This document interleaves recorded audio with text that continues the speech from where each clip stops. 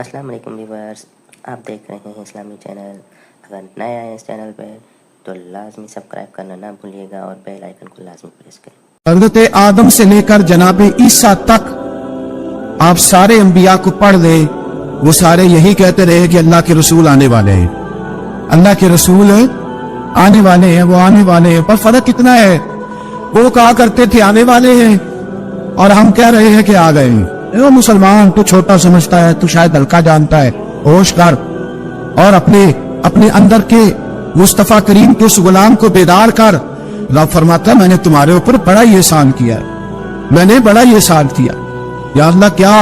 اور میں اس بات سے فہیم رسول ہوں، میں نے تمہیں اپنا شانوں والا رسول عطا کیا ہے۔ دیکھو تو لوگ کہتے ہیں ہمیں بھی بڑی خوشی ہے، ہمیں نہیں، میلاد نہیں ہم مناتے، خوشی ہمیں بھی بڑی ہے، پر جلوس میں ہم نہیں جاتے۔ میں ترتمندانہ سوال ہے بھئی، ہمیں کیسے پتا چلے گا تمہیں خوشی ہے؟ خوشی ہو تو کیسے پتا چلے گا؟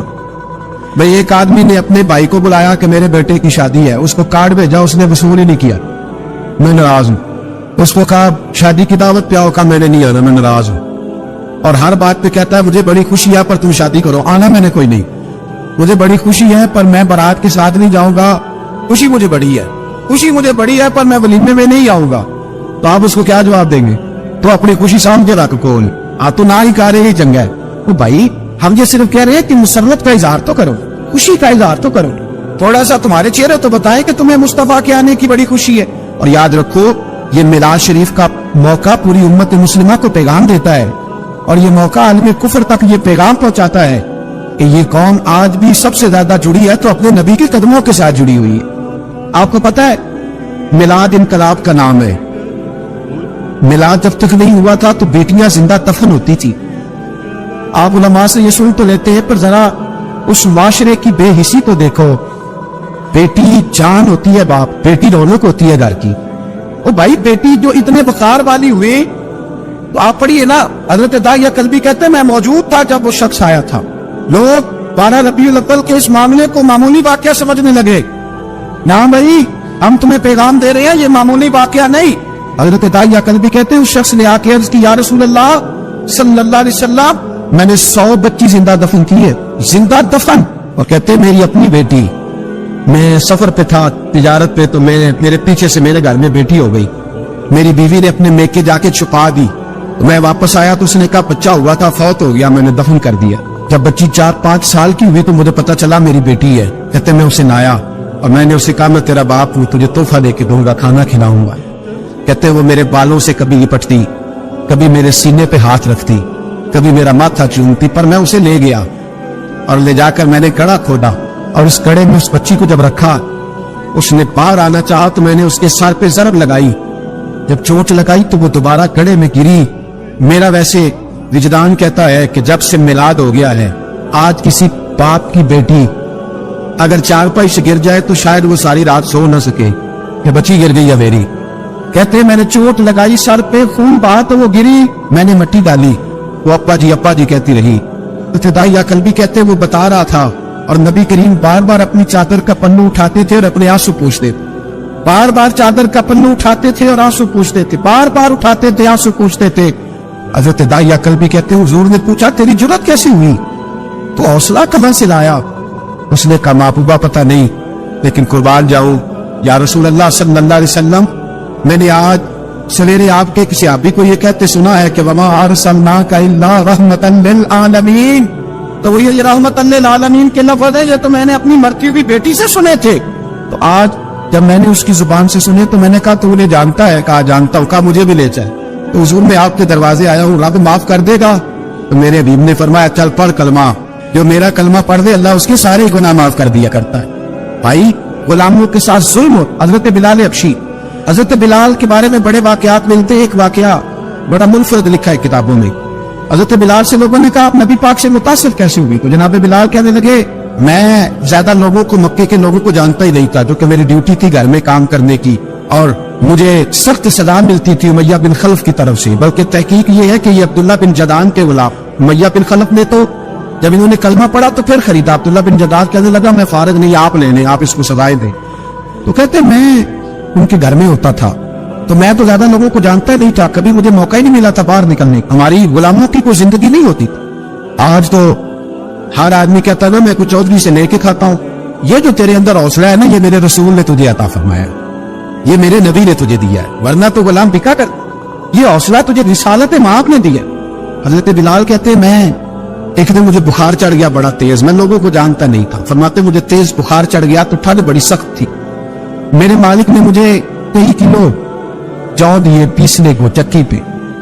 کہتے میں بیمار تھا تو میں نے کچھ دوائی لی جو اس وقت موجود ہوتی تھی, تو میں نے ایک لحاف لیا, دودھ پیا تو مجھے نیند آ گئی. جب میں سویا تو میرا مالک آ گیا. اس نے آ کر کے مجھے سوئے ہوئے دیکھا تو کھینچ کر کمبل اتارا, رضائی اتاری, لحاف اتارا. کہنے لگا اب تیری سزا یہ ہے کہ تو کھلے میدان میں بیٹھے گا, وہاں چکی پیسے گا, اور دوسری سزا یہ ہے کہ تجھے قمیض پہننے کی بھی اجازت نہیں. حضرت بلال کہتے تیز بخار, ٹھنڈ کا عالم, اور جب میں چکی پیس رہا تھا تو رو رہا تھا, اور میں پوچھ رہا تھا خدایا ہمارے نصیب. سیدنا بلال حبشی رضی اللہ تعالیٰ نے فرماتے میرے دروازے کے قریب سے رسول پاک گزرے اور مجھے ہائے ہائے کرتے دیکھا تو دستک دی. میں نے کہا کون ہے, دروازہ کھلا ہے, آ جاؤ. محبوب اندر آئے تو پوچھنے لگے کیوں رو رہے ہو. میں نے کہا جاؤ اپنا کام کرو, یہاں دکھ سارے پوچھتے ہیں, مداوع کوئی نہیں کرتا. کہتے میں نے سخت جملے کہے معاذ اللہ. حضور چلے گئے, اور جب حضور جا رہے تھے تو میں کہہ رہا تھا بس جا رہے ہو نا, میں نے پہلے ہی کہا تھا جاؤ. کہتے قربان جاؤں. تھوڑی دیر گزری تو اللہ کے رسول کے ہاتھ میں گرم دودھ کا پیالہ تھا, کھجوریں تھی. حضور تشریف لائے اور کریم رسول نے مجھے کھجوریں دی, دودھ پلایا اور کہا چل جا کمبل میں بیٹھ جا. تو میں نے کہا چکی کون پیسے گا, وہ تو بڑا مارے گا. کہتے ہیں لوگوں اس نبی کا میلاد اور معراج بھول نہ جانا, اس رسول پاک کی محبتوں میں کمی نہ آنے دینا, اس محبوب کا نعرہ ساری دنیا میں لگا دینا. فرماتے میرے حبیب کے میں قربان جاؤں. مصطفیٰ کریم نے فرمایا تو بیٹھ رضائی میں, اور آج تیرے حصے کی چکی میں پیسوں گا. کہتے ساری رات حضور چکی پیستے رہے, ساری رات. سویرے میں اٹھا اور میرے حبیب پاک نے مجھے وہ سارا کچھ دیا اور خود چلے گئے. اگلی رات پھر آئی تو حضور پھر آ گئے, مجھے پھر رضائی میں لٹایا, دودھ پلایا اور ساری رات چکی پیسی. کہتے بس تیسرے دن حضور چکی پیس کے جانے لگے تو میں نے قدم تھام لیے. میں نے کہا بیبا دنیا ساری جھوٹ بولتی ہے, زمانہ سارا غلط کہتا ہے, جو غلاموں کے حصے کا کام کرے وہ اللہ کا سچا رسول ہوا کرتا ہے. میں دو چار باتیں آپ سے وہ والی کرنا چاہتا ہوں جو میلاد شریف پہ سننا ہمارے لیے بڑا ضروری ہے. میرے عزیزو, جس طرح ہمارے ذمہ ماں باپ کے حقوق ہے, اسی طرح سے ہمارے اوپر ہمارے نبی کے بھی یہ حقوق خود قرآن مجید نے بیان کیے, رسول پاک نے بیان کیے, صحابہ کرام نے بیان. ہمیں قرآن و سنت سے وہ حقوق ملتے ہیں. ان میں پہلا حق یہ ہے کہ تؤمنوا باللہ ورسولہ, اللہ پہ بھی ایمان لانا ہے اور اللہ کے رسول پہ بھی, اور ایمان لانا ہے تگڑا سارا. اس طرح نہیں کہ بات آپ کی صحیح ہے, رزق حلال کھانا چاہیے پر گزارا بھی تو نہیں نہ ہوتا آرام کے بغیر, جھوٹ کے بغیر کام بھی تو نہیں نہ چلتا. یہ نہیں, جو حضور کہتے ہیں اس پہ ڈٹ جا, یہ ایمان ہے, یہ حق ہے نبی پاک. جو حضور کہتے اس پر تو ڈٹ جا. ایک صحابی تھے حضرت سراقہ بن مالک رضی اللہ تعالیٰ کو, نبی پاک نے فرمایا تھا اس وقت تک موت نہیں آئے گی. کسرا کا ایک بادشاہ تھا تو وہ بڑے وزنی سونے کے کنگن پہنا کرتا تھا, اور جب وہ کوئی بات کرتا تھا نا, فیصلہ کرتا تھا تو کنگن ہلاتا تھا. عرب کے اندر مشہور تھا کنگنوں والا بادشاہ, سونے کے موٹے کنگن اس نے پہنے ہوئے. نبی پاک صلی اللہ علیہ وسلم نے حضرت سراقہ سے کہا تھا اس وقت تجھے موت نہیں آئے گی جب تک کسرا کے کنگن تیرے ہاتھوں میں نہیں آ گئے. ایک جنگ کا موقع تھا, کافر قلعہ بند ہو گئے, انہوں نے نا بہت بڑا قلعہ تھا, بڑی دیواریں تھی, اندر سے کنڈی لگا لی, باہر نہیں نکلتے. مسلمانوں کی مجبوری تھی کہ وہ باہر نکلے تو جنگ کرے. ایک منجنیق ہوتی تھی, اس طرح غلیل نہیں ہوتی, اس طرح تو پاس بہت لمبے باندھ کے, تو اس کے اندر کس طرح وہ چولہا ہوتا تھا بچوں کا کہ پین رکھی دوسی, اس طرح اس کو بنایا جاتا تھا, اور پیچھے اس کے اندر گولا رکھ کے لوگ کھینچتے تھے پیچھے, اور جب چھوڑتے تھے تو وہ جا کے دشمن پہ لگا کرتے. اسی کو دیکھ کر پھر توپ ایجاد کی گئی. حضرت سراقہ بن مالک کہنے لگے اس منجنیق میں مجھے بٹھاؤ اور کھینچ کے اندر پھینکو, میں اندر سے جا کے دروازہ کھول دیتا ہوں. ایمان کی بات کر رہا ہوں, اندر جا کے دروازہ کھولتا ہوں. تو صحابہ کہنے لگے پہلی تو بات یہ ہے کہ جب تو اندر گرے گا تو تیری ہڈی پسلی کوئی نہیں بچے گی, اور اگر بچ بھی گئی تو جن کے بیچ تو جائے گا وہ تجھے چھوڑیں گے, رسک نہ لے, تو نہیں بچے گا اگر اندر گیا تو. جناب سراقہ بن مالک آنکھیں کھول کے دیکھا, فرمانے لگے تم مجھے پھینکو, مجھے کچھ بھی نہیں ہوگا, بالکل بے فکر ہو کے پھینکو. کہا کس لیے؟ اور میں اس لیے کہ میرے رسول نے فرمایا تھا تو اس وقت تک نہیں مرے گا جب تک کسرا کے کنگن نہیں آ جاتے. کنگن ابھی نہیں آئے, جب تک کنگن نہیں آئیں گے حضرت اسرائیل بھی کوئی نہیں آئیں گے. ساڈے نبی دی زبان ساڈے واسطے قرآن, हजरत सुराका बिन मालिक को फेंका, अंदर गए, गिरे भी, दरवाजा भी खोला, बाहर भी आए, सारा कुछ हुआ। और बाहर आके लोगों से कहने लगे तुम्हें कहा नहीं था कि मेरे नबी के फरमान बड़े सच्चे हैं? वह कुछ जमाना गुजर गया, हजरत उमर का दौर आया तो हजरत सुराका बड़े बूढ़े हो गए, ये आंखें झुक गई, बाल सफेद हो गए, बीमार हो गए, ज़ईफ़ी आ गई। उस वक्त किसरा का इलाका फतह हुआ और कंगन हजरत उमर के पास आए। तो जनाब उमर फारूक रदी अल्लाह ताला अन्हु ने फरमाया जाओ बुलाओ सुराका को। तो लोग कहने लगे हुजूर वो तो उठ नहीं सकते, बूढ़े हो गए। फरमाया एक दफा कान में जाके कहो तो सही, कहो तो सही। जब कान में जाकर सुराका कंगन आ गया तो उस बूढ़े को अल्लाह ने जुलेखा की तरह जवानी अता उठे। और हजरत उमर के जमाने में जब मस्जिद नबवी भरी हुई थी, किसरा के कंगन हजरत सुराका ने पहने तो सहाबा फिर मेरे रसूल के नारे लगाने कहने लगे देखो मेरे नबी ने जो फरमाया हक और सच फरमाया। ईमान की मजबूती लाए। मुसलमान कमजोर बातें करता है, इस कमजोरी से बाहर आए। ये कहता है मैं मुसलमान हो जाऊंगा, नमाजी हो जाऊंगा तो दुकान कैसे चलेगी, दाढ़ी रखूंगा तो हालात कैसे बदलेंगे। बाहर आए, ईमान में मजबूती लाए। पहली बात हुजूर पे ईमान लाओ, दूसरी बात नबी पाक की ताज़ीम और तौकीर करो, ताज़ीम में मुस्तफा करो। किस तरह करो, किस हद तक करो, उसकी कैफियत क्या है, उसका तर्ज क्या है, कितनी ताज़ीम करनी है। तो वो भी उर्वा बिन मसूद सख्फी ने 1400 सहाबा का इकट्ठा अमल बताया है। जब वो आए नबी पाक के पास हुदैबिया के मौके पर और वापस गए तो जाके कहने लगे मैं देख आया हूँ, मैंने सारी जमाना देखा है पर जो अदब नबी पाक की उम्मती अपने नबी का करते हैं वो मैंने किसी का करते नहीं देखा। और वो अदब किस तरह का? उर्वा बिन मसूद कहने लगे अबू सुफियान यार मैंने अजीब मंजर देखा है कि नबी पाक ने नाक से रीठ निकाली है और उस्मान गनी जैसे मालदार आदमी ने अपने हाथ पे लेके चेहरे पे मलनी है। मैंने अजीब मंजर देखा है कि हुजूर ने पानी मुंह में डाला कुल्ली करने के लिए और बलगम मुबारक निकली है तो अब्दुल रहमान बिन औफ जैसा सरदार और सियाना बंदा उसको लेके चेहरों पे मालना है। और मैंने देखा है उमर फारूक जैसे लोग, उस्मान गनी, मौला अली जैसे दलेर लाइनों में खड़े हुए कि हुजूर के जिस्म से लगे हुए पानी का एक कतरा हमें मिल जाए और उस कतरे के साथ हम अपने वजूद को मस करें ताकि अल्लाह हमें भी तबर्रक अता फरमा दे। सहाबा ने ताज़ीम में रिसालत माप का वो मंजर बयान किया, वो कैफियत बयान की कि लोग आश्चर्य कर उठे अपने दिलों में हुजूर की ताज़ीम। और फिर है इताअत रसूल, जो हुजूर की फरमा बरदारी नहीं करता। नबी पाक ने फरमाया जो मेरा होगा वो मेरे साथ जन्नत में जाए। हुजूर आपका कौन है? फरमाया जो मेरी माने वो मेरा है। हम किसके गुलाम हैं? भाई गुलाम की अपनी मर्जी नहीं होती, उसकी अपनी मर्जी नहीं होती, उसकी अपनी चाहत नहीं होती, मर्जी वो जो उसके आका। अगर नबी पाक के गुलाम है तो रंग रूप नबी पाक जैसा होना चाहिए, उठना बैठना रसूल पाक जैसा होना। और किस तरह का होना चाहिए? लो सुनो एक हदीस, ये बुखारी है और दीगर कुतुब में भी मौजूद है। जब हजरत अबू बकर सिद्दीक नबी पाक को लेके आए ना यहाँ मदीना तैयबा, तो मदीने के सारे लोगों ने नबी पाक की जियारत नहीं की थी, कुछ ने देखा था कुछ ने नहीं देखा। जब यहाँ लेके आए जनाब सिद्दीक अकबर तो कहते एक दरख्त के नीचे दोनों बैठ गए। अब हाल ये था कि जिस तरह के कपड़े हुजूर के थे जनाब सिद्दीक अकबर के भी उसी तरह के थे, जिस तरह का लिबास हुजूर ने इस्तेमाल किया उसी तरह, और जिस तरह का इमामा जनाब महबूब ने बांधा वैसा ही जनाब सिद्दीक अकबर ने। और सहाबा कहते हैं अगर इमामे का एक पेज कहीं से हुजूर का ढीला था ना, जनाब सिद्दीक अकबर का भी ढीला था। इस तरह हर चीज रंगी हुई थी हुजूर के रंग में, कच्चा रंग ललारी वाला ते जेड़ा चढ़दा लैंदा रहिंदा, इश्क तेरे दा रंग मुहम्मद चढ़ जाए फेर नहीं लैंदा। कहते वो सारी कैफियत वही थी। अब मदीने के जिन लोगों ने देखा नहीं था ना, कुछ लोग तो नबी पाक से सलाम लेते हाथ चूमते बैठ जाते और कुछ हुजूर के पास ही ना आते, जनाब सिद्दीक अकबर के हाथ चूमते बैठ जाते। हजरत सिद्दीक अकबर समझ गए कि लोगों को धोखा हो रहा है। उन्होंने पता क्या किया, एक चादर ली, मौसम था गर्मी का और धूप निकली हुई थी, अगरचे साए में बैठे थे फिर भी हजरत सिद्दीक अकबर ने नबी पाक के ऊपर साया कर, ताकि लोगों को पता चल जाए जो साया करने वाला है वो गुलाम है और जिस पर साया किया जा रहा है वो आका है, वो आका है। साया कर दिया जनाब। अब लोगों को पता चला। हमारे उलमा कहते हैं किस कदर ज्यादा जनाब सिद्दीक अकबर ने अपने आप को हुजूर के रंग में रंगा था कि कोई पहचान नहीं सकता। यहाँ तो भाई यूरोप के ममालिक में मुसलमान हुक्मरान खड़े होते तो पता ही नहीं चलता मुसलमान कौन सा है, ईसाई कौन सा है। जिस तरह की पेंटें उनकी है उसी तरह की इनकी है, जिस तरह के चेहरे उनके उसी तरह की इनकी। मुसलमान की इनफिरादियत है, उसका रंग रूप बताता है कि ये रसूल पाक का मानने वाला। अब यहाँ एक बात और मैं कर जाऊँ, लतीफ बात है।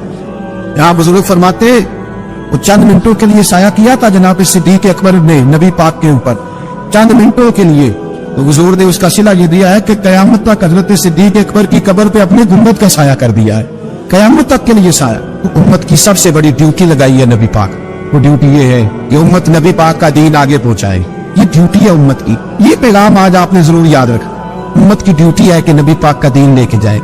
मदीने में मरने की बड़ी फजीलत है ना, लेकिन हजरत बिलाल की कब्र कहाँ है? गोल के शाम में। अगर वो फजीलत देखते रहते ना कि मदीने में दफन होऊंगा तो सीधा जन्नत में जाऊंगा, काम नहीं कर सकते। अगर वो फजीलत देखते रहे, मदीने में मरने की बड़ी फजीलत है, पर हजरत साद बिन अबी वकास की कब्र चाइना में। मदीना के अंदर विशाल की बड़ी फजीलत है, पर हजरत अबू अय्यूब अंसारी की कब्र तुर्की में। भाई सहाबा फैल गए, गली गली नगर नगर गए, उन्होंने जगह जगह जाके नबी पाक का दीन फैलाया। तू 10,000 मस्जिद दे के फारिग हो जाता है? यहाँ लोग बड़ी जुबानें खोल खोल के कहते हैं उलमा कुछ नहीं करते, मौलवी सो गए। और खुदा के बंदो 10,000 रुपया लेके ये लोग 5 वक्त मस्जिदों में अजानें पढ़ते, और कभी लोगों के दुखों को जाके देखो तो पता चले क्या अशर है, क्या प्रोटोकॉल है मौलवी का मुआशरे, क्या एहतराम रह गया, कौन सा दर्जा है। इसका दिल करता है वो 2-4 बातें करके गुजर जाता है, लेकिन उलमा की जिंदगियां कभी पढ़ के देखो।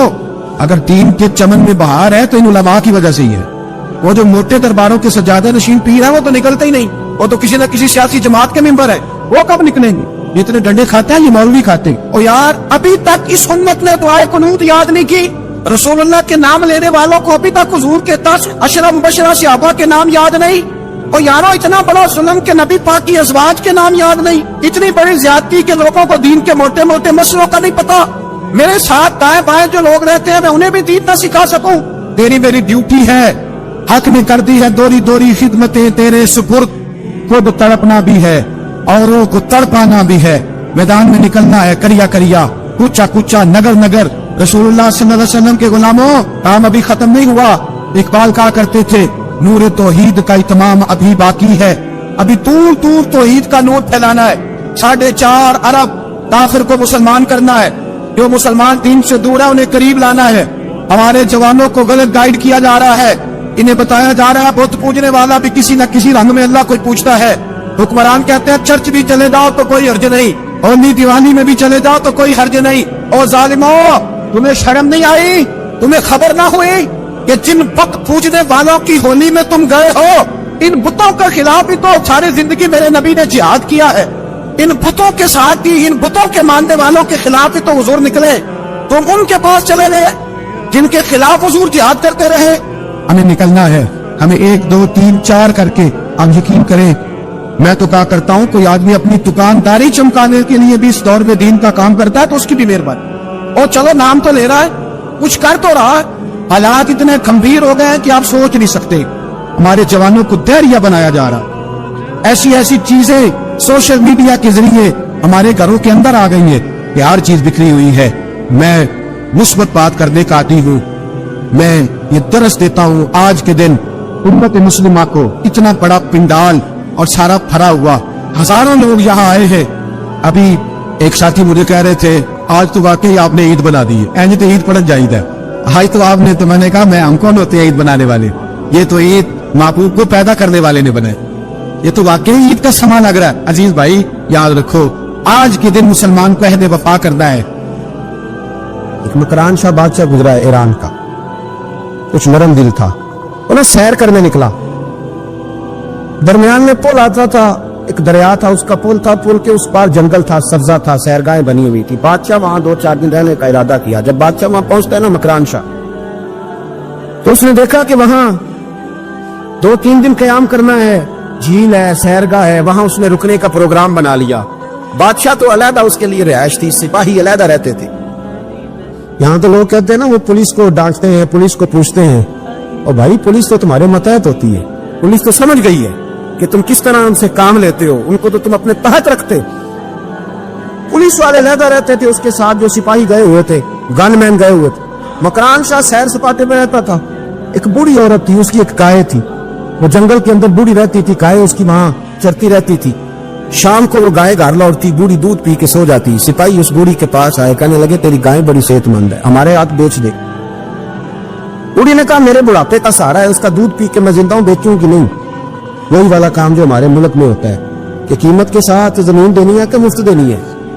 जब बड़े आदमी को पसंद आ जाती है तो कहते हैं मोल देनी है कि मुफ्त देनी है, देनी पड़ती है, गरीब है क्या करें, मजबूर है, मजलूम है। कहा बूढ़ी औरत से सिपाहियों ने बेच दे, कहा नहीं, कहने लगे नहीं बेचेगी तो हम ले लेंगे। उस औरत की गाय जबरदस्ती सिपाही जिबा करके खा गए। बूढ़ी ने बादशाह तक पहुंचना चाहा, लेकिन उसको पहुंचने न दिया गया, मना कर दिया गया। اس کی رسائی نہ ہو سکی، غریب عورت تھی.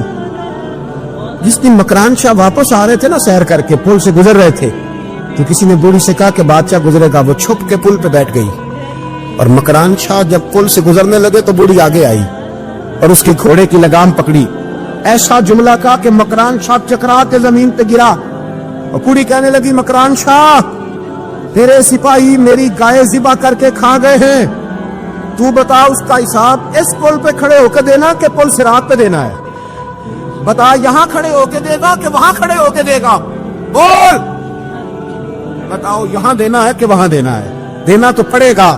یہاں دو گے تو ہو سکتا ہے قیامت میں بچ جاؤ، اور اگر یہاں نہیں دو گے تو وہاں لٹکا دیے جاؤ گے، رسوا کیے جاؤ گے، پوچھا جائے گا. مکران شاہ چکرا کے گرا زمین پہ اور گر کے کہنے لگا بی بی میں وہاں حساب نہیں دے سکتا، دو دینا یہیں لے لے، جو لینا یہیں لے لے. آ جاؤ آ جاؤ، وقت ہے، گنجائش ہے، مہلت کے دنوں میں توبہ کر لو، پلٹ آؤ، اللہ کے حضور حاضر ہو جاؤ. حضرت ابی بن کعب رضی اللہ تعالیٰ عنہ نے امیر المومنین سیدنا فاروق اعظم پہ مقدمہ کر دیا. عدالت کی جج تھے حضرت زید بن ثابت. حضرت عمر پہنچے، حضرت زید بن ثابت اٹھ کے کھڑے ہوئے، جگہ خالی، کا امیر المومنین بیٹھ جائیے. آپ فرمانے لگے زید یہ تم نے ناانصافی کی، ہم دونوں آئے تھے مقدمہ لے کے، یہاں تو دونوں کے لیے جگہ بناتے، تم نے ٹھیک نہیں کیا. پھر بات ذرا آگے بڑھی، حضرت ابی بن کعب نے مطالبہ کیا کہ حضرت عمر فلاں بات پہ قسم اٹھائے، تو حضرت زید بن ثابت جاجد تھے، کہنے لگے آپ امیر المومنین سے یہ مطالبہ کر رہے ہیں؟ آپ اس مقدمے کا فیصلہ کر لیں، اس کے بعد میں آپ کو فارغ کر دوں گا. آپ مجھے امیر المومنین کہہ رہے ہیں، اور امیر المومنین کہہ کے آپ یک طرفہ ہو رہے ہیں، اور جو آدمی انصاف لینے آپ کے دروازے پہ آیا ہوا ہے. اس ملک کا مسئلہ کیا ہے؟ اس ملک کا مسئلہ غریبی نہیں، میرے وطن کا مسئلہ یہ ہے کہ امیر غریب کے لیے قانون الگ الگ ہے. یہاں 11 سال 12 سال ایک شخص جیل میں رہ کے آتا ہے، لیکن بعد میں پتہ چلتا ہے تو بے گناہ تھا. اس کے 11 سال کون واپس کرے گا؟ اس کے 20 سال زندگی کے جو سلاخوں کے پیچھے کٹ گئے کون واپس کرے گا؟ اور امیر آدمی وہ تو قبل از گرفتاری ضمانت کرا لیتا ہے. ان کے پاس تو بڑے بڑے ایشو ہیں، بڑے بڑے وکیل ہیں، بڑے بڑے ڈاکٹروں کی ان کے پاس رپورٹیں ہیں، وہ تو سارا کچھ کر سکتے ہیں، کوئی ہے ہی نہیں ان کو روکنے والا. میرے عزیزو آپ سمجھے میری بات کو. حضرت عمر فاروق فرمانے لگے یہ فیصلہ کر لیں، اس لیے کہ حضرت عمر اگر صرف اپنا جو سوچتے تو نظریہ نہیں بچتا تھا. جناب عمر رضی اللہ تعالیٰ عنہ نے نا صرف اپنا نہیں سوچا، انہوں نے کہا کہ سچ کو فروغ دیا جائے، ذات سے نکلا جائے.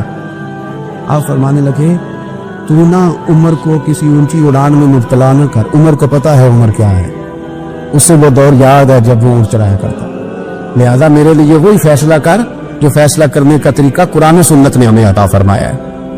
آپ نکلیں ذرا ذات پات کے چنگل سے. یہ جو بت پال لیے نا، اقبال کہتے ہیں گرچہ بت ہے جماعت کی آستی میں، جماعتوں کے بت تو نہ بناؤ، تنظیموں کو بت تو نہ بناؤ، آپ برادری کو بت تو نہ بناؤ، آپ رنگ نسل کو بت تو نہ بناؤ. اگرچہ بت ہیں جماعت کی آستینوں میں، پر مجھے ہے حکم اعظم لا الہ الا، یہ ٹوٹ جائیں گے لا الہ الا اللہ کی ظرف. وسیع الظرف، وسیع المزاج بنے، وسیع المشرب بنے. آپ کبھی بھی سوچوں کو اتنا محدود نہ کریں کہ آپ کسی ایک ابہام کا شکار ہو کے ہی ساری زندگی گزار دیں. کیا مسئلہ تھا عرب کے لوگوں کو؟ مسئلہ کیا تھا؟ صرف اتنا. ایک عجیب روایت ہمیں ملتی ہے سیرت کی کتابوں میں.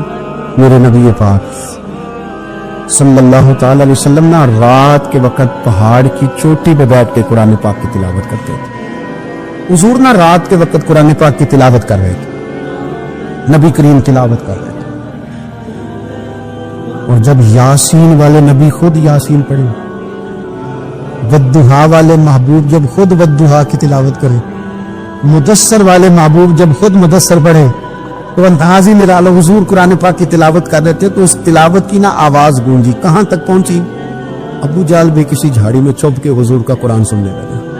سرودی اتنی تھی، اس میں لطف اتنا تھا. ابو سفیان بھی آ گئے، کسی جھاڑی میں چھپ کے قرآن سننے لگے. اخنس بن شریک بھی آ گیا، تھوڑا نہیں سنا، ساری رات ہی حضور کی تلاوت سنتے رہے، ساری رات تلاوت سنتے. اور کہاں چین لینے دے حضور کی میٹھی آواز، کہاں چین لینے دے حضور کی میٹھی آواز. تینوں پھر اٹھ گئے. کئی دن آتے رہے. ایک دن طے ہوا کہ آج کے بعد بالکل نہیں آنا، جو آئے گا سزا ملے گی. ہو گئی بات طے. اخنس بن شریح کہتے ہیں میں سویرے ابو جہل کے گھر گیا, میں نے کہا سن ایک دن نہیں کئی راتیں تو نے بھی سنا میں نے بھی سنا, دل پہ ہاتھ رکھ کے بتا وہ جو پڑھتے ہیں وہ حق سچ ہے کہ نہیں, کری بات کر, سنا تو نے بھی سنا میں نے بھی, ساری رات سنا, بتا بات سچی ہے کہ نہیں. تو ابو جہل کہنے لگا ایک ایک حرف سچ ہے, ایک ایک بات سچی ہے, تو مانتا کیوں نہیں, پھر تو مانتا کیوں نہیں. تو جو ابو جہل نے جواب دیا خدا را اس پہ غور کرنا, میری منت سمجھ کر اس بات پہ غور کرنا, اور پھر تو مانتا کیوں نہیں. تو ابو جہل کہنے لگا ہمارے قبیلے کا اور بنو ہاشم کا, حضور سید عالم کے قبیلے شروع سے مقابلہ رہا ہے. انہوں نے اگر لوگوں کو کھانے کھلائے تو ہم نے بھی کھلائے, انہوں نے غریبوں کا بوجھ اٹھایا تو ہم نے بھی اٹھایا, انہوں نے اگر گھوڑا دوڑایا تو ہم نے بھی دوڑایا, پھر انہوں نے دعویٰ کر دیا کہ ہمارے اندر ایک نبی آ گیا ہے. اب ہم کیسے مان لیں اس قبیلے میں نبی آ گیا؟ پہلے کیا کہہ رہا ہے, بات بالکل حق ہے, اب کیا کہہ رہا ہے, اس کے کہنے کا مطلب یہ ہے کہ اگر میرے قبیلے میں نبی آتا تو میں مان جاتا. او خدا کے بندو, یہ برادری کا بت, قبیلے کو جو بت بنا لیا معاذ اللہ, وہ تعصب بن کے آڑ بن گیا, گروہ پرست ہو گئے. وہ کہنے لگا اس کا مطلب یہ تھا کہ میرے قبیلے میں ہوتے تو میں مان جاتا, قبیلہ دوسرا ہے. خدا را ان بتوں کو توڑنے کی ضرورت ہے. کاش ابو جہل یہ سمجھتا کہ یہ تو رب کی تقسیم ہے نا, واللہ یختص برحمتہ من یشاء, وہ کہتا ہے میں جس کو چاہتا ہوں اپنے فضل سے اپنا خاص بنا لیا کرتا. لیکن یہ گروہی تعصبات, قرآن مجید آپ دیکھیں نا تو یہودیوں کے بارے میں اللہ فرماتے ہیں چونکہ تورات میں بھی حضور کی شانیں, زبور میں بھی حضور کی شانیں, انجیل میں بھی حضور کی شانیں, ہر جگہ اللہ نے اپنے حبیب کے تذکرے کیے.